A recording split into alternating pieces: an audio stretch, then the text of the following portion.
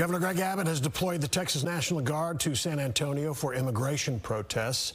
San Antonio city offices closed earlier today ahead of the protests. So far tonight, several hundred people have gathered in front of City Hall.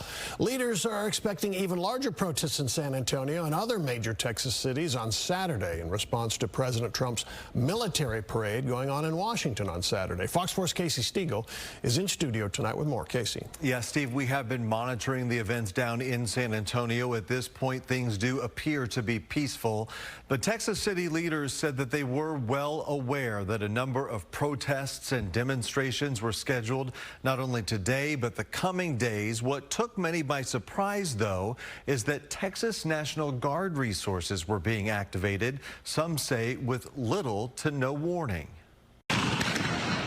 Texans and its leaders do not want a carbon copy of the recent unrest in Southern California over the White House's crackdown on immigration enforcement. As it concerns the exact tactics and things like that, we don't disclose those publicly. Governor Abbott wouldn't disclose how many troops will be deployed or where they'll go, only saying they'll stage in strategic locations. It's also not clear whether any will be pulled from southern border missions to assist. Anti-ICE demonstrations were held earlier this week in Dallas, yielding one arrest. While down in Austin, at least 13 were taken into custody, 4 officers slightly hurt.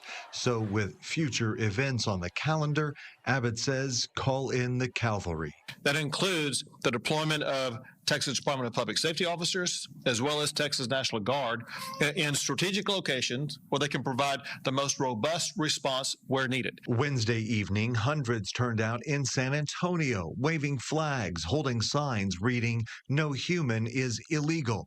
Officers say they appreciate people having the right to protest and assemble, just not putting lives or property at risk. If police intervention becomes necessary, it will be carried out according to department policy, with strong emphasis on de-escalation and maintaining order. Oddly, though, when San Antonio leaders were asked specifically about Guard being deployed to help, it was almost news to them. If they happen to be deployed when we're here, we will make we'll make contact with the commander of that force, and we'll make sure that we know what they're doing and they understand what we're doing. All right, so we are trying to get clarification tonight from North Texas municipalities to see if anyone has received a heads up or if people can expect to see some type of military equipment or military personnel around. We'll keep you posted.